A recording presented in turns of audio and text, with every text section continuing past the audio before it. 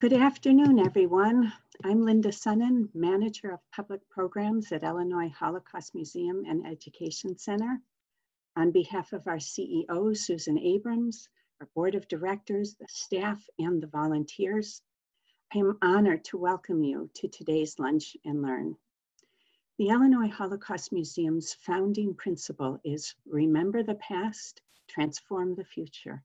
Today's program, Resilience in the Camps, features stories and discussion about spiritual resistance by Jews in the Warsaw and Vilna Ghettos during the Holocaust. It is the hope that these stories from the past that illustrate the power of the human spirit may offer some insights to strengthen our lives today. It is now my honor to introduce today's guest teacher, scholar, Rabbi Reuven Brand. I realize that many of you know him already because he generously shares his time and knowledge and spirit with the Illinois Holocaust Museum and those of you who come to his programs. But I want to share a little bit of his background now.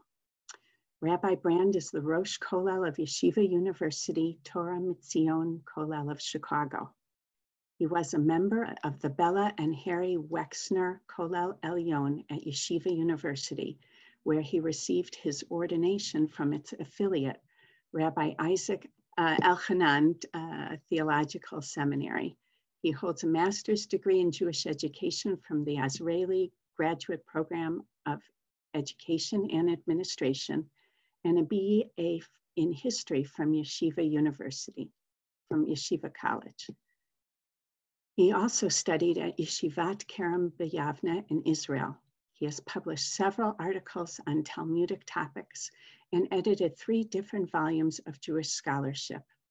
Rabbi Brand is a founder of Leman Achai, a student organization dedicated to the needs of Jews in Israel, including feeding the hungry and supporting victims of terror.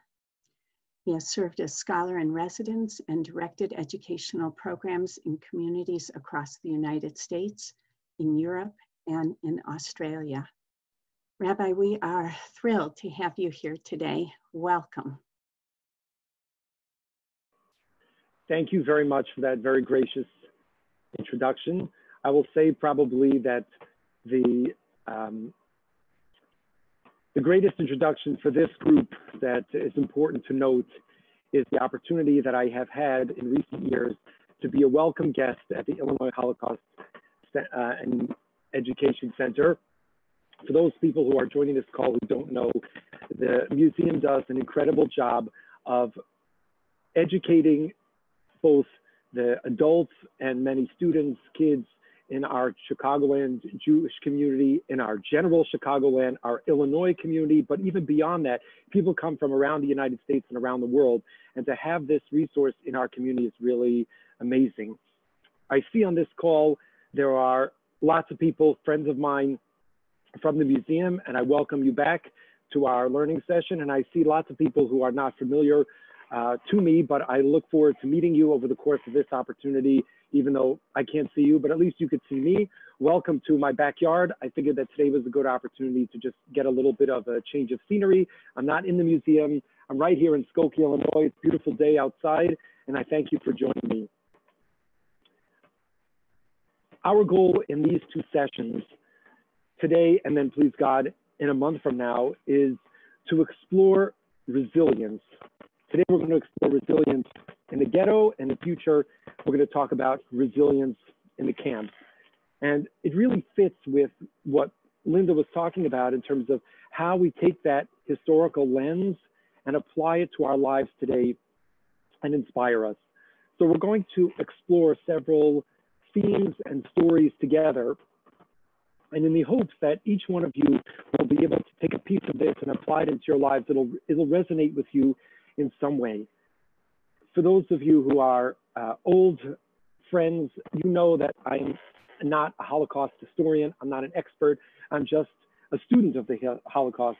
I'm a student of history. And my goal in this session is to share some of this knowledge that I've learned with all of you, and you could take it and continue to learn with it. And to that end, there was an email that went out with several pages of sources that we're going to reflect on that I'll share on the screen. Don't worry if you don't have it. I also have a couple of books here that I'm going to share with you that you could pick up on your own and continue this journey of learning on your own.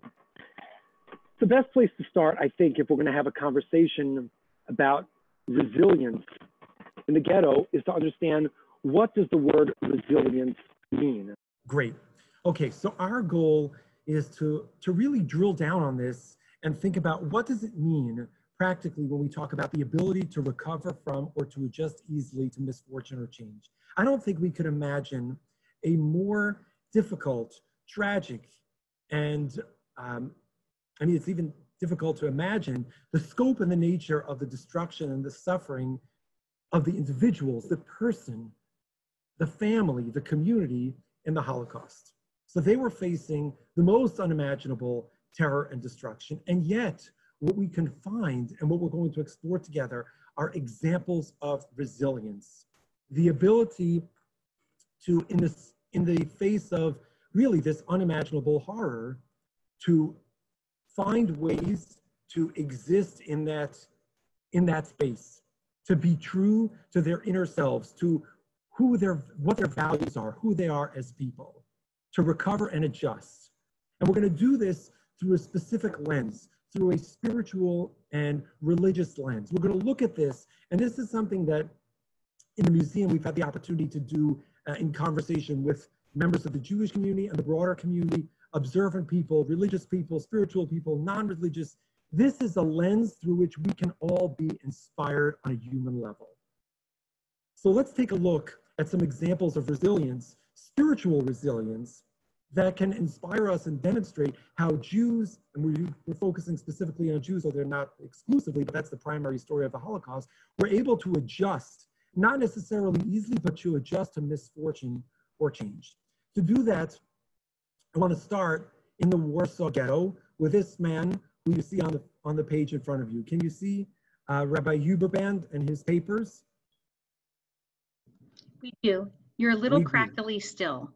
A little crackly still, so we're going to pray that God will make it not so crackly, because I don't know what else to do about my my crackliness. I could tell you what I could do about my beard, but the crackliness. So on your page, you're looking at a Jewish identity card from a man, you see it spelled in Polish on the right side, Szymon Huberband, Shimon Huberband. He's born April 19th, 1909. This man is a crucial figure in understanding resilience, spiritual and specifically religious resilience during the Holocaust. Rabbi Huberband was a Talmudic scholar, but also an author and a researcher. He had published several works on history and the Jewish life before the war. This volume that you see in front of you, hopefully on the page, you see this volume?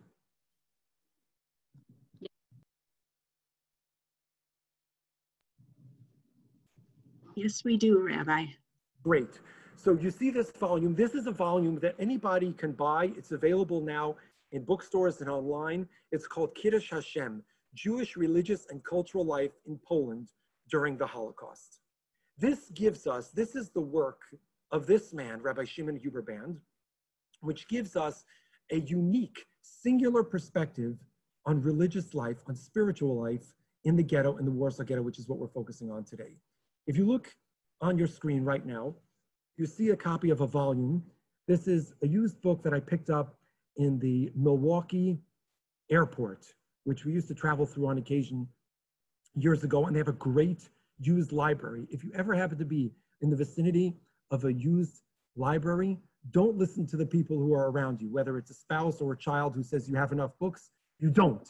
You need to check it out, because sometimes you might find a treasure like this.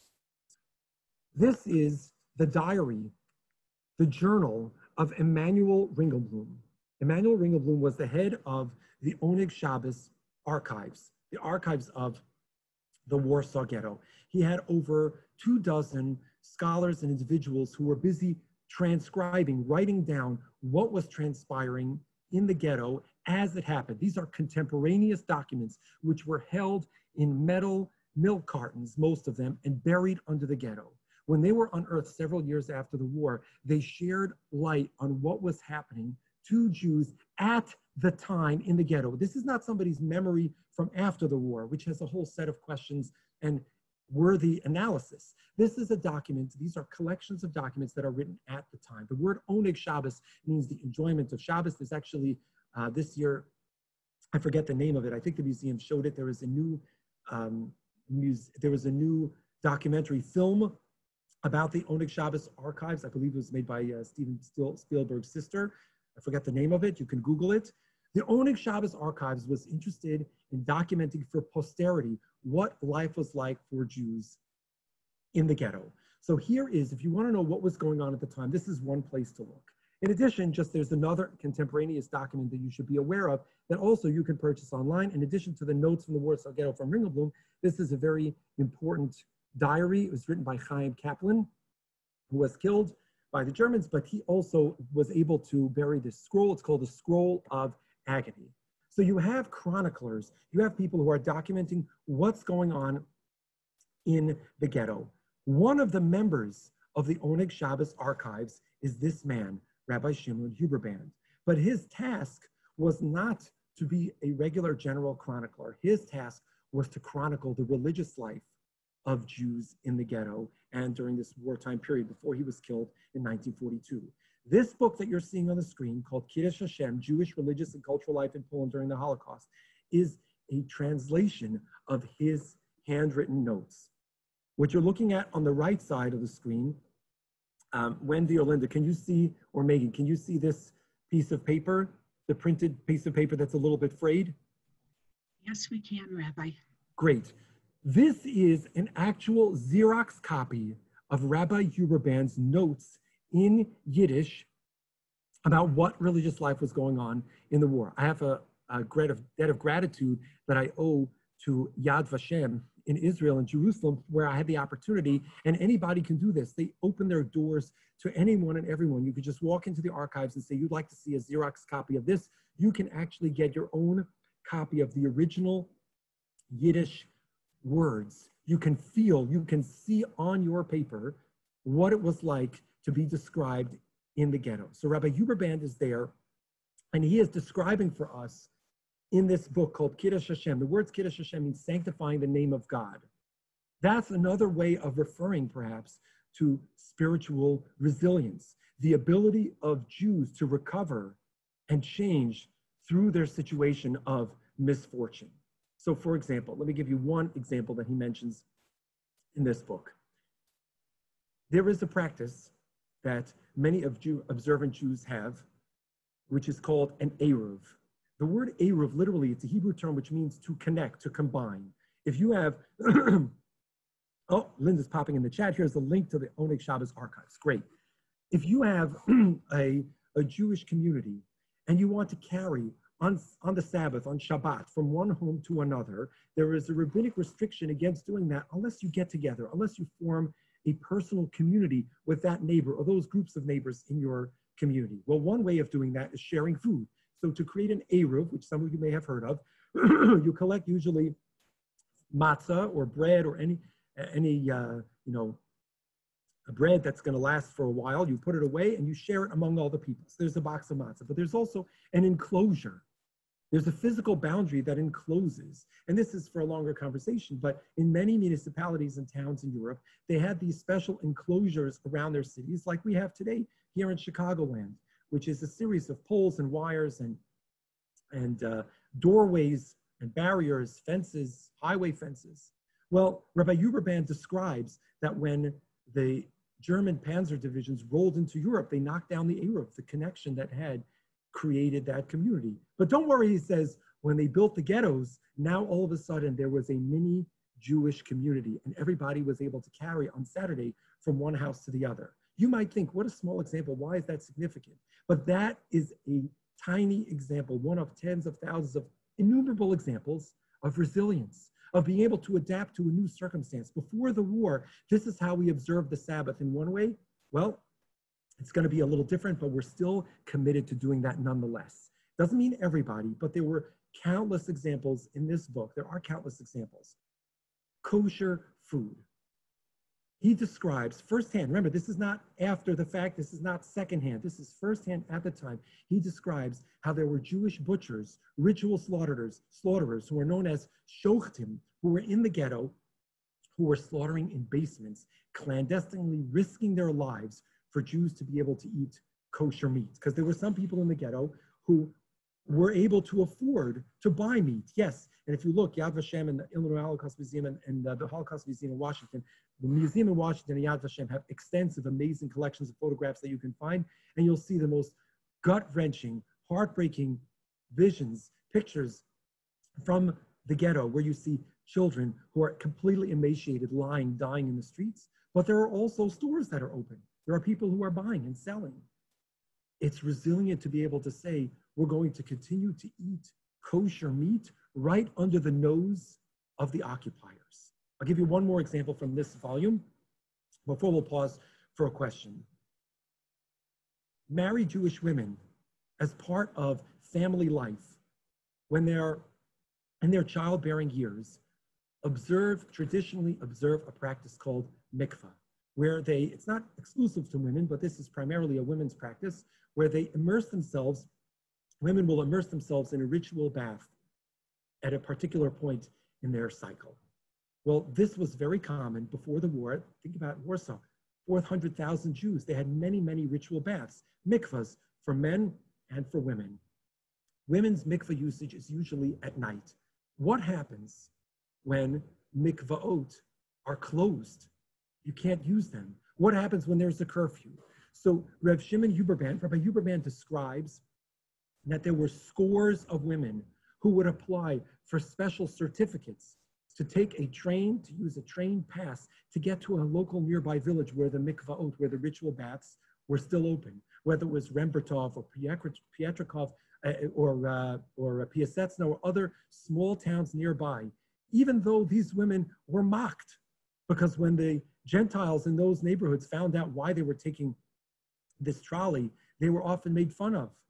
But they were so committed to that tradition, to that practice, to that identity, their resilience enabled them to board trains with their little bags and head off to the mikvah, which is a practice. And what's interesting about this, going back to what Linda opened the session with, about how it applies today, the concept of an eruv is something which is still practiced today. The concept of a mikvah, the concept of kosher food, all of those are institutions which still exist, that are practiced by some of the members of this group who are on this call right now. It's a living entity. It's a way of life. It existed before the war and it exists after the war. These people showed, these Jews showed such resilience to be able to adapt and maintain that commitment to their way of life despite the challenges. So let's take a pause now. If you have any questions, feel free to drop them in the chat and Linda can pass them along. I'm all ears. Rabbi, the first question is, there were many people in those ghettos who were culturally identifying as Jews, but perhaps not halachically observant. Can you speak a little bit about the holidays and how those might have been observed under these difficult times?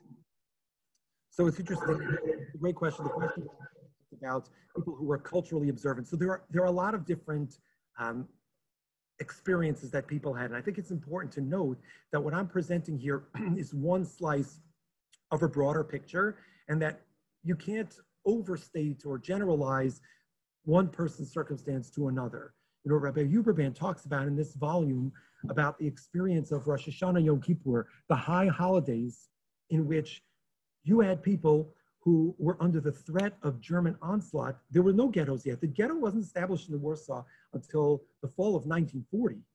So there was still this experience before the ghetto was established. The war broke out just before the high holidays, September 1939. So he speaks in this volume to a range of experiences. You had some people who were culturally Jewish, who were doing culturally Jewish things, not necessarily religious. Some were, some weren't. We're going to get back to this later. I'm going to introduce him later, but I'll bring him in right now for a second. In a different ghetto, this is a non-religious man. His name is Herman Crook. I'm going to show you the book. If you want to break someone's nose, hit them with this book.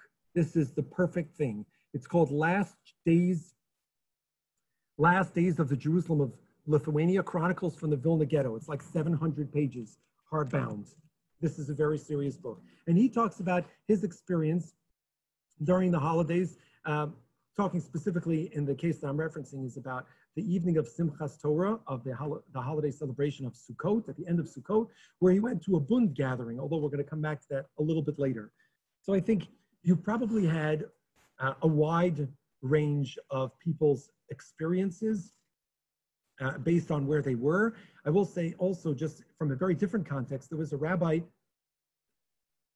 who lived in Germany and who described the persecution that Jews, the spiritual persecution and cultural persecution that Jews were under during the 1933 to 1939, those pre-war years, the Nuremberg years. He describes that as an opportunity when so many people, religious and non-religious, Orthodox and traditional and non-traditional, were interested in being engaged in Jewish community and in Jewish learning. So many rabbis were busy day or night. So the experiences will differ widely. You know, if you were a Jew in a big city, it'll be different than if you were a Jew in a shtetl. If you were a communist, if you were a socialist, if you were religious, anti-religious, you can't really paint it with one picture. But what was interesting to me, and the first time I spoke at the museum, there was a docent who came over to me and said, I did not realize that there was an active religious life in the ghetto during the war, that was happening. And that's really what was so extraordinary to me. So there were certainly people who observed in different ways. Rabbi Brand describes, let's say, that Rosh Hashanah davening. Chaim Kaplan describes Pesach, what that was like. So different people probably experienced it differently. But the fact that there was such resilience, to me, is really eye-opening. Next question. So someone asked if you could just review quickly, what were the 3 ways of life maintained? Mikvah, kosher food, and...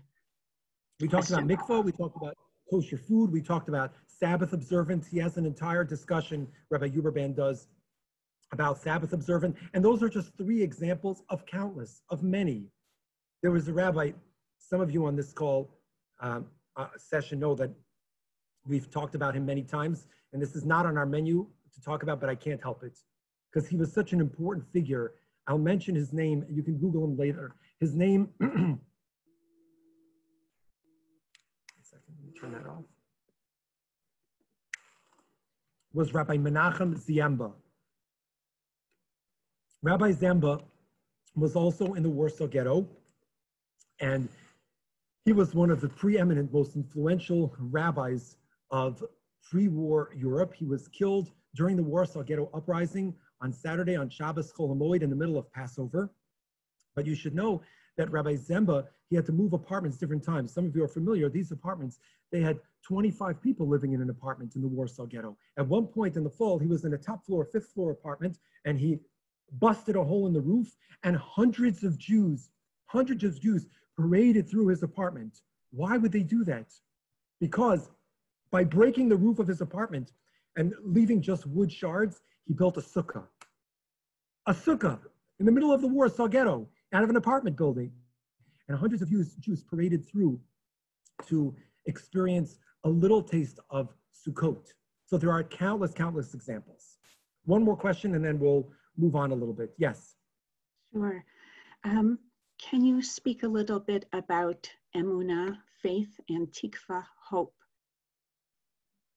Can I speak about emunah and tikva? Yes. Do you think we have at least another 3-4 hours maybe? I realize it's a very weighty, important, and deep question. It is an important and deep question. Emunah sometimes is translated as faith, but it doesn't really mean faith. Emunah means a palpable sense of godliness in your world, in your life, the presence of the Almighty. And that is possible even under the worst most indescribable circumstances. So one of the things that people tapped into was this faith. It doesn't mean that people did not have questions. It doesn't mean that people did not, challenge God. This is a longer discussion, maybe when we come back one time to talk about Elie Wiesel and his relationship with God and his deep-seated emunah, his faith, his connection with God. Emunah played a significant role, especially for many religious Jews. And maybe this will segue us. I'm trying to think of what will be a helpful answer. Maybe this next piece will help us address that in some level, because if you look in the American Psychological Association, they have a discussion about resilience. You see here on the screen, if you can, the right is the map of the Warsaw Ghetto, because we're still focused in Warsaw. Imagine you're going to take a raft trip down a river. Along with slow water and shallows, your map shows that you will encounter unavoidable rapids and turns. How would you make sure that you can safely cross the rough waters and handle any unexpected problems that come from the challenge? You're watching this, you're thinking, you're listening, yeah, that has a lot to do with resilience. That's why the APA is talking about this. What did people do? How did they create this resilience? Perhaps you would enlist the support of more experienced rafters as you plan your route. Rely on the companionship of trusted friends along the way. Maybe you would pack an extra life jacket or consider using a stronger raft. With the right tools and supports in place, one thing is sure. You not only make it through the challenges of your river adventure, you will also emerge a more confident and courageous rafter. American Psychological Association on resilience. Where did the Jews find the resources to have the kind of resilience that we were describing in Rabbi Reuven Brand's writings? Well, they found it with companionship, with others, mutual support. There's great psychological research which we can all tap into in our lives. If you're standing at the base of a mountain and someone asks you, a researcher says, can you assess how tall do you think that mountain is? Do you know that the research shows that if you are standing next to someone else who's going to climb that mountain with you, you assess that mountain to be shorter than it is. Because when you're together with someone else, no mountain seems as tall. So one is community. Jews believe and are structured around a very strong sense of community, whether that's synagogue community, cultural community, faith-based community. Community is central. But also, they talk here about the importance of raft guides. Rabbis played a huge role in strengthening their flock, their congregants. So I want to introduce you now to another person, a rabbi, who I'd like you to meet. This is his picture. But to do that, I'm going to share with you a volume on the screen. Now, there is a way to get this volume in English, but it's very difficult. It's not easy to get a hold of. You could find it, but it's called the Warsaw Ghetto Diaries from another man. His name is Dr. Hillel Seidman. Dr. Seidman was a scholar, was also affiliated with the Oneg Shabbos Archives. That's this little book that you have here. It's in Hebrew, in small print, but you can get, it was translated by Targum Press into English. The Warsaw Ghetto Diaries is another contemporaneously written work. Dr. Seidman wrote this in the ghetto, buried fragments of it, survived the war, ended up in France, a Paraguayan passport, came to America, went back, found his diary that he had buried, and shares it with the world. In here, he recounts many episodes, many things that happen on a day-to-day basis. He recounts the different personalities who he met and encouraged him to write that we should have a testimony of this in perpetuity. In the back of this volume, he has a section on figures I met in the ghetto. And my heart breaks because I wish we had 5-6 weeks to just start right now. I have a bottle of water, I have a cup of soup. We could just go on and on. For those who are returning participants, I see many of you on this call. We've been at this for 5 years and it's not enough to get to understand and appreciate the people, the individuals, the rabbis, the lay people, the women, the men who were the spiritual heroes, the level of resilience, it is amazing. So I wish, my heart breaks, I wish I could teach you about every doctor and every rabbi who he tells you about in the back. I mentioned Rabbi Menachem Zemba. There was another great architect of women's education in the ghetto. There was a publisher. These people, they were real people. They had lives, they had families, they had dreams. It's incredible what he gives us here. And we don't have time to see too many, but I just want to introduce you to one. And you're going to meet him now, one of the most important figures in this world, in this spiritual resistance world, the resilience world of the Holocaust. And that's the man on the left, Rabbi Colonimus Colin Shapira. His designation as ZTL is English for his memory should be for a blessing. Zecher Tzadik Levracha, the righteous should be for a blessing. Hashem Yikomdomo, God should avenge his blood. Zechus Yagan Aleinu, he should be a merit for us. This man is pictured here with his son. I believe this is the only photograph that we have of his son. He was a great Hasidic master in a small town in a suburb of Warsaw called Piaseczno. Before the war, he had a high school, a yeshiva for students. He focused on children, but then he attracted thousands and thousands of Hasidim. Hasidim are a particular group of Orthodox Jews who emphasize further in devotion to godliness. My personal family origins are in Hasidic communities in Galicia, southern Poland, in Russia. There were Hasidic communities, hundreds of thousands of Hasidim, communities that were destroyed completely or almost completely eradicated in the war. Rabbi Shapira was a pre-war renowned giant. He was a pre-modern thinker of child-centered education. He had a family, he had a school, he had a dynasty. He ends up in Warsaw at the outbreak of the war with his family and his son. During the bombing of Warsaw, his son is injured. He ends up in the hospital. He's visiting with other family members. The first few weeks, one day, Rabbi Shapiro leaves the hospital. Family members are there. A bomb falls at the hospital. Most of the family is killed. And then his son dies on the holiday of Sukkot. After the first few weeks of the war, he is alone. He has no one in his world. He is all by himself. He has lost it all before the ghetto is even established. And what does he do? He becomes the raft. He becomes the guide for the Jews in the Warsaw Ghetto, for countless Jews who came to him for support, for counsel. We have anecdotes, we have descriptions of him, first-hand anecdotes, both in the Rabbi Shimon Huber writings in the Kiddush Hashem volume, where he went to the mikvah the day before Yom Kippur like at 5 o'clock in the morning in a clandestine mikvah that the Rebbe should go break through the wall that he should be able to use to immerse in the mikvah on Erev Yom Kippur. That's Reb Shimon Huber describes him. It's very likely that Reb Shimon Huber was helpful to him in a way we'll describe in a second. This volume from Dr. Seidman, many episodes, interactions that he had with the Piaseczno Rebbe. This man and many, many like him, they were the raft guides. They themselves demonstrated the most unbelievable resilience to maintain their commitment to their faith and to their community, and that was a source of resilience for others. There's a man, his name is Professor Danny Reiser, who works in Yad Vashem, who just this past year published this. This is absolutely sensational. Take a look. What you see on the front is a picture of the metal can. It was several years after the end of the war that a Polish factory worker unearthed that metal can. In the metal can, they found a letter and some documents. These documents were likely buried by members of the Oneg Shabbos archives.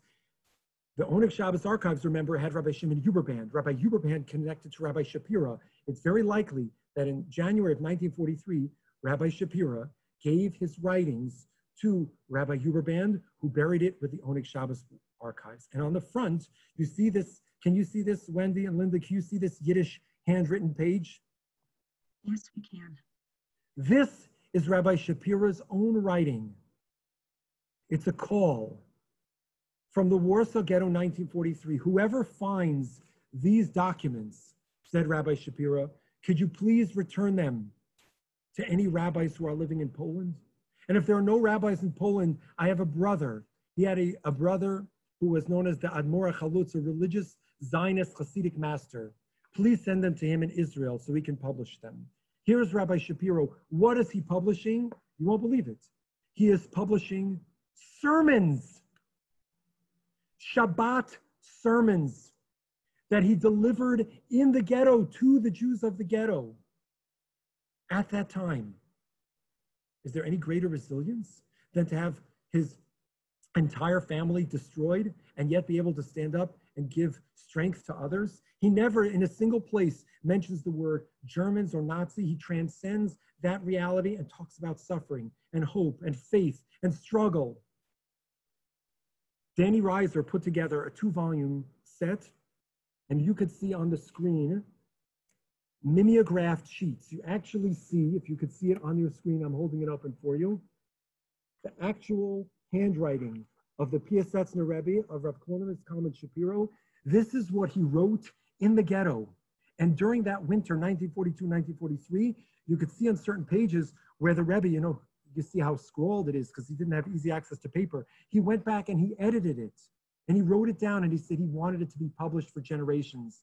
These are sermons from the years of wrath.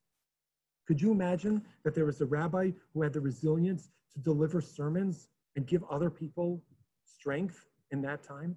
And that there were Jews who were coming and looking to dance in Simchas Torah, to be together with him and to learn with him and to maintain that spiritual dignity and that identity, irrespective of what was going on. When the Warsaw Ghetto was liquidated, the Rebbe was put in a work camp called, well, first he was put in the Schultz factory, the shoe factory, and then when that was liquidated, he was sent to a work camp called Troniki, not far from Lvov, from Lemberg, and in November, he was murdered on the 4th of Cheshvan, the Hebrew month of Cheshvan, in 1943. But even though he died, his legacy and his resilience remains. And there are people around the world who are tapping in and learning not just his educational treatises, but also his discourses, his Shabbos sermons. This is one small example of one of many superhuman experiences of resilience, of rabbis who help people nurture that resilience through the war. Let's pause for a question. And we'll leave the Warsaw Ghetto briefly. Rabbi, is that book available in English? Yes, this book is available in English. And I would say 2 places to look. First of all, I'm trying to think where, 1 second, why is this not working? Here we go. 2 places to look. First of all, there is a professor in Boston who had a personal journey of understanding and learning the teachings of the Piasetzner Rebbe, and he wrote a book about the teachings, and it's called The Holy Fire. The professor's name is Dr. Nehemiah Polin, and then the sermons themselves are translated, I believe it was published by Jason Aronson in a book, I believe it's called The Sacred Fire. Originally, these, when Rabbi Shapira's brother received these through a miraculous, a whole crazy sort of events in the 1950s, when he received these, he published them in a volume that he called The Holy Fire, Eish Kodesh. Now that was not the name that was given in the Warsaw Ghetto. The name that he gave was Sermons from the Days of Wrath, Drashos Mishnos Hazam. The reason why you'll find the book online, it's accessible, called The Sacred Fire, is because originally when it was published in the 50s, it was given the title Eish Kodesh, Holy Fire, and that's how, if you talk to people who reference Rabbi Shapiro, they'll call him the Eish Kodesh, the Holy Fire. That's how he's referred to. So the next question, and I can help you answer this by saying we'd be happy to. The question is, Rabbi, will you create a little list for everyone that the museum could send out with the name of these books? Absolutely, absolutely. I have a list of books that will keep you very busy, you know, for quite some time. Some of these are difficult reads because when you really immerse yourself in the experience, you realize that these were people living on a day-to-day basis. And you know what's extraordinary? There was a guy, I could put this on the list, Henry Abramson, a historian in New York, who did something that we actually started doing in the museum a few years ago. What if you put these together? We did this a few times in our sessions at the museum, where you take the Emmanuel Ringlebloom diaries and you read what was going on in the ghetto at that time. And then you use, there's a great website called heebcal.com where you can translate the Hebrew date and the Torah portion reading of that Saturday sermon, and you could put it together. And what is Rabbi Shapira talking about at the same time that Emmanuel Ringlebloom is writing about in the ghetto? It's real. These are not separate worlds. They're not distinct. They're intertwined. And in interdisciplinary analysis, it makes it even more painful to read, and yet it makes it even more inspiring. Last question before we move out of Warsaw. Okay, the question is actually moving to modern day. If you could speak a little bit about tomorrow night is Tisha B'Av. We've been in the 3 weeks. And how do you square resilience and what we are talking about with such enormous tragedy? Okay, another very big, look, these are some of the deepest conversations to have. And of course, it's difficult to have these conversations on Zoom, but we'll have to. And it's better, I'd love to have the opportunity to sit down with everybody in person. One of our gifts as being able to get together as a study group in the museum is to talk among each other about these kinds of things. Tomorrow night is Tisha B'Av. It's the 9th day of Av, and that is the day that Jews have commemorated tragedies for generations, whether those are crusades or Khmelnytsky pogroms or ghettos or death camps. You mentioned it, one of the things that we're going to do for everybody who's interested, we're actually going to have a special program tomorrow night. I'll actually be coming to the museum with a small group of rabbis and one of our women educators to read the Book of Lamentations interspersed with stories and explanation to give some contemporary context to this. Because Tisha B'Av, Jews, we live above time. We don't just live in the present, we also live in the past and in the future. So this period of time, this is a time where we're thinking about the past and the present and the future, and the opportunity to reflect on what that suffering has meant, what that suffering means to us as a people and as to individuals. And so Tisha B'Av, a lot of it is about telling stories. Tomorrow night, I'm going to come to the museum and I'm just going to tell stories. And we're going to tell stories. We're going to read ancient stories from 2,000 years ago and stories from just a few months ago, people murdered in Israel in terrorist attacks. And I think the goal of Tisha B'Av is not to be wallowing in sadness. It's to open our hearts. That means opening our hearts to the suffering of others, wherever they might be, so that we can understand that, to open our hearts, to explore in a deeper way our relationship with God and how we relate to God when there are questions and there are challenges. How do we relate to our past in terms of those values? One of the things that's so important to me personally is I was born in Baltimore. I was born in Silver Spring, but I was born in Bethesda Naval Hospital in Maryland. But my roots are from Europe. My roots are from people who came to America. And even though I don't look like I have side locks, that's the world that I come from. Well, how much is that a part of my day? And the world that was destroyed and weeping over that, the fact that we cry over it, it means that it's still alive, that we haven't shut it off. We haven't locked it away somewhere. It's that we're hoping for a better future. We're building a better future in so many ways. And that's part of our, transcendence of not just being in the past and the present and the future. So let's take a moment now just to realize that this went on. There were over 1,000 ghettos in Europe, and that this went on in other places. I'm sharing with you now a photograph on the screen from Yad Vashem. These are Jews, common folk who are in the Lodz Ghetto, who are praying. I want to give a shout out and thank you to the Spertus Museum and the Asher Library. One of the librarians, who will remain nameless, has on occasion snuck some books out of the library for my benefit. There is an amazing book there that has also firsthand contemporary fragments and documents of life in the Lodz Ghetto. Would you believe that they had not one congregation? They had many congregations. They had, just like before the war, there were congregations of shoemakers and Russian Jews and religious Zionist Jews and Hasidic Jews and non-Hasidic Jews. They had placards in the synagogues of what to do with someone's prayer shawl who had been deported. They had special prayers that were put together in memory or in the merit of those who had been deported, because some of them knew what was happening and some of them didn't. This is the Lodz Ghetto. The last place I'd like to take us, we could spend so many hours together here, but I want to take us to the last place, and this is to the Vilna Ghetto. You see, this is the picture of the entrance to the Vilna Ghetto. You see, it says verboten, it's forbidden for anybody else to go in the ghetto. And I want to introduce you to this man, Zelig Kalmanovich. Zelig Kalmanovich, although he didn't grow up observant, became observant through his life and was a prominent member of YIVO, of the Eastern European Archives, which still exists today. Zelig Kalmanovich was living in the Warsaw Ghetto, and he was writing a diary, a chronicle of what was going on. He was writing a chronicle that was going on, and he published it after the war. I was actually, thanks to Spurtis, able to just Xerox the whole thing. It's published in an old YIVO journal in the 1950s, and he goes day by day explaining what was happening and what it felt like, and the debate about whether to resist, to try to actively revolt, or better live another day, and the internal struggles, both in the general Vilna Ghetto community and in the religious community.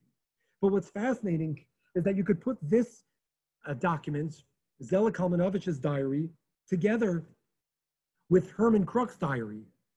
And you will note that they actually overlap in certain places. So Herman Crook describes that there was an October evening where he went to a Bund gathering to remember the founding of the Bund, the socialist movement. But you know that Zelig Kalmanovich has an entry for the same night. That night was Simchas Torah, the celebration of the completion of the Torah reading on the annual cycle. And you know what he writes there? He writes there that people came to dance in the ghetto to celebrate with the Torah scrolls that they had. You know what's interesting that he writes? In brackets, in Zelig Kalmanovich's diary, he has the letters H.K., who was there that evening. You know who that was? Herman Crook. That even though, from Herman Crook's secular standpoint, that wasn't noteworthy, the fact that he stopped in on the Hakafot, on the celebrations, the Jewish religious celebrations that they were having, that didn't make it into his diary, but it did make it into Zelig Kalmanovich's. To understand the importance of these religious documents and this documentation is to realize that without that, we would not have a window into this kind of resilience. There was lots of resilience. There were so many different forms of resilience that existed in the ghetto. But to realize that there was also religious resilience, spiritual resilience, even despite this horrible, difficult time, that we glean from this religious specific perspective. It doesn't mean that people didn't have questions. Someone raised the issue before about emunah. I have a letter that was given to me, a copy of it from Yad Vashem. It's an unbelievable letter, unbelievable. And these stories only become even more incredible when you start to put them together as I learn more. The letter is written by a man, a rabbi, who was ordained in the yeshiva of Lublin, known as the Chachmei Lublin, the sages of Lublin, which was one of the preeminent rabbinic academies before the Holocaust. This letter is named, the author of the letter is Reb Tzvi Hirsch Talmud. Talmud is his last name, Reb Hirsch Melech Talmud. In Yiddish, you would call him Hirsch Melech. He writes a letter to a colleague of his. He's writing in the Lodz Ghetto, but he's writing to his friend who was also a rabbi, Rabbi Aryeh Berglas. Well, I didn't know anything about Rabbi Aryeh Berglas until last week when I was reading more in the Dr. Simon book. He knew and he met Rabbi Aryeh Berglas, and Rabbi Aryeh Berglas encouraged him to write this diary. Meanwhile, while this is going on, there's a letter that's going from the Lodz Ghetto, from Rabbi Talmud to Rabbi Berglas. And he says, I'm here in the ghetto, and the suffering is unbearable. And what happened to my son who was killed is unimaginable, says Rabbi Talmud. And he says, I'm struggling because on the one hand, I have faith, I believe in God. On the other hand, I have questions. I don't have answers. And this religious and spiritual struggle existed, you see from this letter, in the ghetto during that time. And yet the ability to have that spiritual metal, despite, it's just incredible. It happens to be that both Rabbi Berglas and Rabbi Talmud were murdered. But yet we can draw so much from that small window into their lives. We're going to conclude now. We'll stay in the Vilna Ghetto because I want you to see this article, which was sent out also by email from a distinguished professor, an incredible, important historian. You know, I'm just here sharing the crumbs of the history that I've learned as a student, but here's somebody who's really a giant in the world of history and the history of Europe and many other things. His name is Dr. Schneur Lyman. He has an article on this woman, a translation by Joseph Foxman, an eyewitness to not just rabbis, not just men who were spiritual leaders who exhibited resilience, but women also, women leaders. And he writes in this article, this is written by Joseph Foxman. It was originally in Yiddish, now he translates it here. I had the tragic privilege and the great misfortune of participating in the fate of Vilna Jewry during the insufferable and dreadful years of the Hitler regime. Whenever I relive my memories of the past, I stand in awe when confronted by the holy name Fagel dem Ravs, which means Fagel, the Rav's daughter. Fagel dem Rav. September 1941, following the Nazi provocations of Vilna. Remember, in 1939, the Russians and the Germans split Eastern Europe. So Vilna and Lithuania were under Soviet control until the Germans rolled in the spring, late spring, early summer of 1941, and then the massacres ensued over the following months. She was imprisoned together with all of Vilna Jewry within the walls of the narrow ghetto. Fagel dem Ravs, together with a group of other young women, all of them Beis Yaakov students and teachers from a variety of towns and villages, were housed in Hektish Gas 9. It was the home of the Shochet, as he describes. Look at the next paragraph, and I'm not going to read the whole thing. From the very first day of her entry into the ghetto, Fagel dem Ravs took upon herself the task of organizing into a separate group all the religious girls in the ghetto. And she tells you the names and the rebbitzins, the rabbis' wives who were there. And they gathered, where they gathered, look on the page, every day at Spitalna 9, where they engaged in communal prayer. They had services. They had talks. Every Shabbat, they used to study the weekly Torah portion with Shulchan Aruch. And they grew, and they had lectures and classes and mutual support. Could you imagine that kind of resilience? Beis Yaakov girls, students, young women, to band together and to find their spiritual identity and their religious expression. He describes later in the article that they took over a cafeteria and they decorated it with the walls with signs that said this traditional rabbinic moniker and the merit of righteous women. Our forefathers were redeemed. They're going to be redeemed just like we are, please God, soon in our day. We also will be redeemed. These are just a few examples of spiritual resilience that we should be aware of, especially in light of Tisha B'Av, when we cry over the lost world, to realize what that lost world meant. In summary, we'll conclude now. We started by thinking about the word resilience. What does the word resilience mean? And we understood that resilience means the ability to adapt and to stay on the course that you had been on, even despite very difficult challenges. So we gave examples, 3 examples, although there are many, from Rabbi Shimon Huberbrand's descriptions of the Warsaw Ghetto. We saw that the APA told us that to look for guides, help us navigate through resilience, look to rabbis, supporters, friends. So we looked at several. Primarily, we focused on the PSS and Rabbi of Colonimus, Colin, Shapiro, who lost everything and yet maintained his personal resilience to give sermons and to strengthen other people that were ultimately buried and recovered after the war. We saw that this existed in other ghettos, like in the Lodz Ghetto and the Vilna Ghetto, and it wasn't just the domain of men, it was also women. Hopefully, each one of us can take a little piece of this inspiration and strengthen our resolve, our resilience, to be true to ourselves, to our spiritual inner core, wherever that may lead us. And I look forward to the opportunity to see you and get together in person. I thank each and every one of you for coming. Please turn on your screen if you want to say a quick hello. I'll hang around just so that you could say hi. Anybody who has any more questions, feel welcome to put it in the chat. And I wish everybody good health, stay well. If you have the opportunity, please join us tomorrow night for the Tisha B'Av program that'll be on YouTube. Just Kollel 613 is the YouTube channel. You'll find it tomorrow night at 8:30. We'll be live from the museum, and lots of other important museum lectures and things coming up. Thank you, Linda. Thank you, Megan. Thank you, Wendy, and the entire museum staff and team for having me. Rabbi Yasher Koach, thank you so much for this in-depth and inspiring hour together. I just put in the chat to remind people that you will be leading the second session of this dive into resilience on August 25th.